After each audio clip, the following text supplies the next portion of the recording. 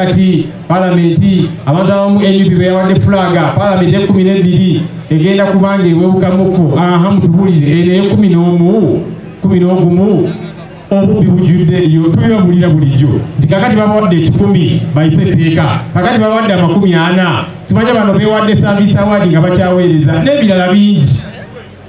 kakati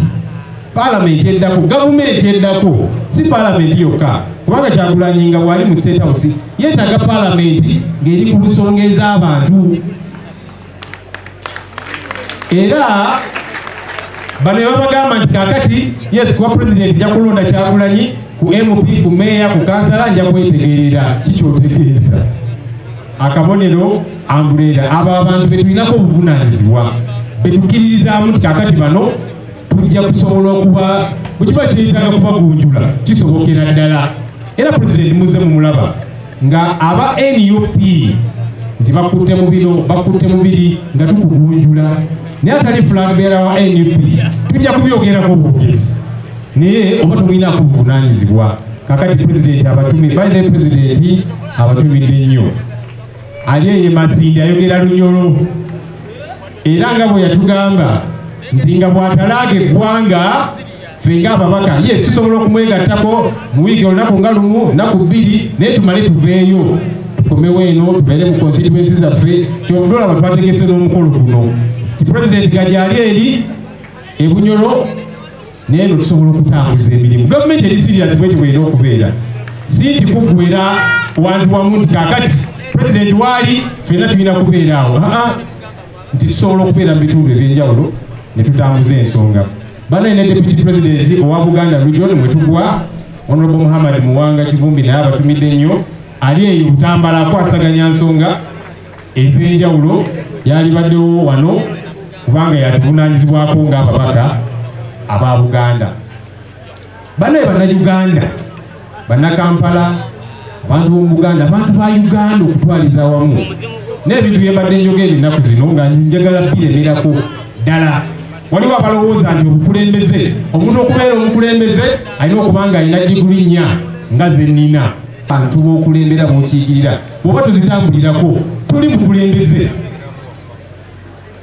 bw'obanga bwe kituuka ku ssente y'omusolo gwe ebyo tebitegeerekeka oba wasoma nnyo oba oluzungu olwogera luwuuyitirivu oba toli mukulembeze kubanga abantu bano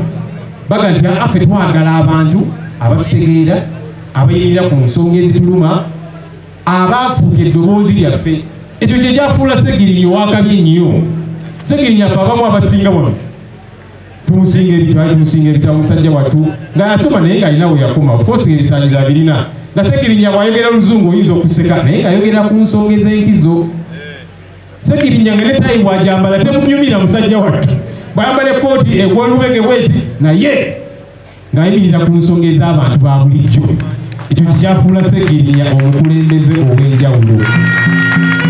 muyina temuwulireeyo nti Ssegirinya yali tasaanidde kubeera mubaka kati gweobaddeyo emyaka 15 Ssegirinya yaliyo emyaka gwalinya gumu kitundu kubanga ebbanga eryasinga ng'ali mu kkomera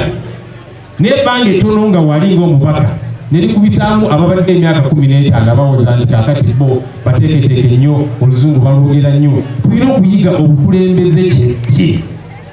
kyobudolaba nga NUP tetuwuliriza eddoboozi ly'omuntu wa bulijjo anti kakati abantu bagamba ki nti tusonge wano aya baasi awo tugenda otambulira yena ne pulezidenti awo watambulira so bannange nga bwe tuze tubagamba akabonero amulwera tebabuzaabuza nti wano kati londa bwoti wano weetegerere wano kola bwoti abantu naabo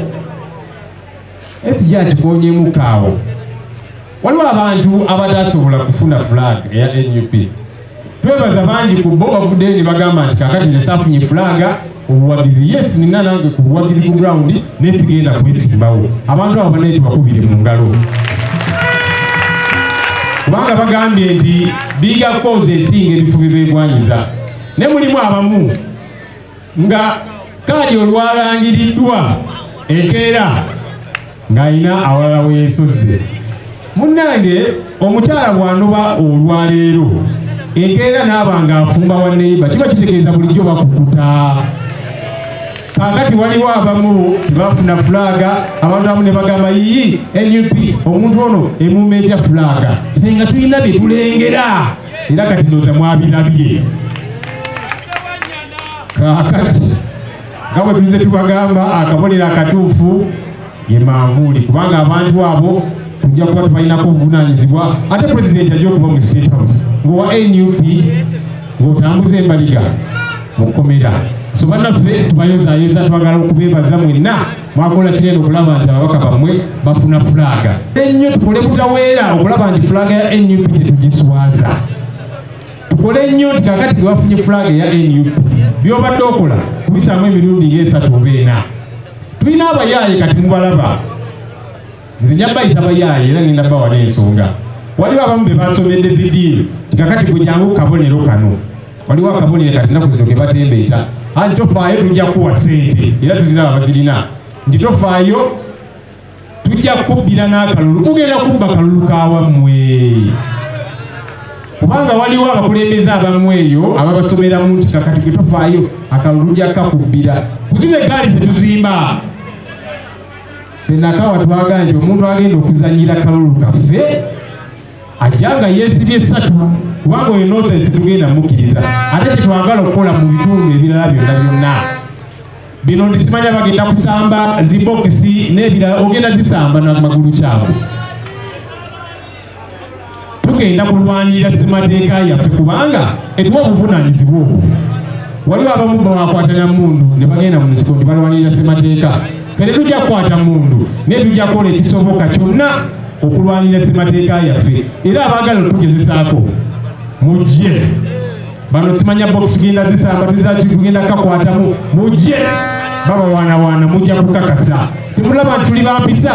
pulezidenti yaffe ekigambo kimu bibiri bannaye disipulini mukuuma empisa yes empisa tuzikuuma naye bw'olaga nti ate kakati gwe oyagala kuvuunika ssemateeka yaffe tujja kujjayo n'ag'omu buto people power ono tetukyamutegeera so kikulu nnyo ng'abakulembeze ne tusigalira ddala ku mulamwa ogwaleeta abantu okutukkiririzaamu tulina bannaffe abatannayingira palamenti be tulindiridde kakati nammwe bane mutandika okweyisanga ababaka mubeere eddoboozi ly'abantu ab'ebitundu gye muva kubanga abantu be twagala batandika okulaba nti ono ye mubaka waffe nti wali mu lubaka South International Union ye mubaka gwe tumanyi newankubadde tannalondebwa wane Kawempe South nti chairman Nyanzi ye mubaka nga gwe eddoboozi ly'abantu abo mu kaseera kano si wali ng'omaze kulayira kubanga okulayira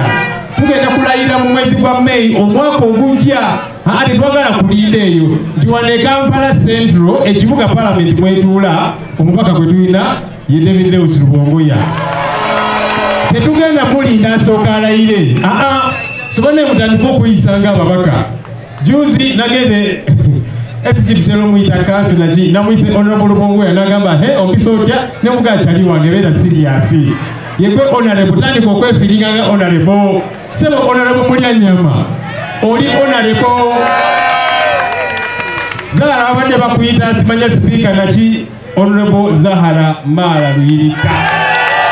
oli mubaka bano mbakonyeko kubanga tubalindiridde twegattako sebo ntera omuyita Kaito naye erinnya ne Kato Honorable Alex Waisa Mufumbiro mugambe first of all tumwagala nnyo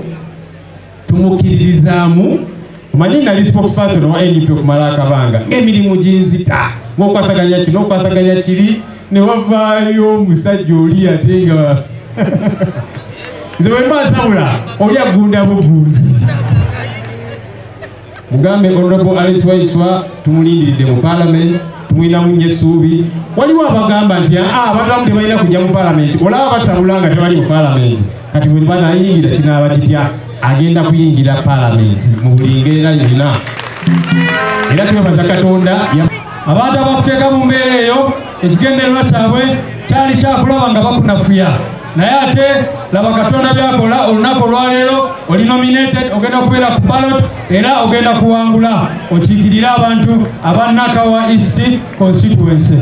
ekyokubiri bannange basebo ne banyabo n'abakulembeze mwenna abali wano pulezidenti waffe mumulaba tawumula njagala tumukubireko engalo ez'amaanyi. Bwe tuba kyetaagisa tumuwe ne standing ovation President Kyagulanyi Ssentamu Robert. President Kyagulanyi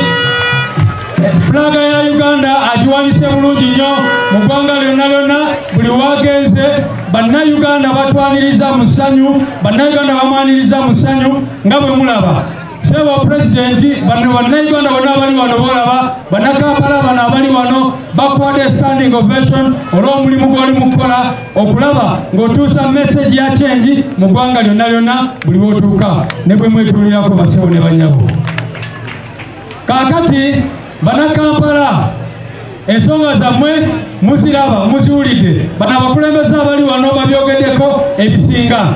Saagala kwogera ku mbeera y'emyala ffenna tugimanyi, saagala kwogera ku miwendo egyawaggulu egy'amafuta ffenna tugimanyi, saagala kwogera ku miwendo egyawaggulu egy'amasannyalaze ffenna tugimanyi, saagala kwogera ku mbeera z'abasuubuzi abasiba bekalakasa buli lunaku ate nga bekalakasa oluusi olw'emisolo eminene oba olyawo oluusi olwa rent. Wano kyemanyi muli basanyufu nnyo olw'omubaka gwe mulina abanakawa, temuli basanyufu Lukyolo Ssennyonyi abatiikirira mu Parliament.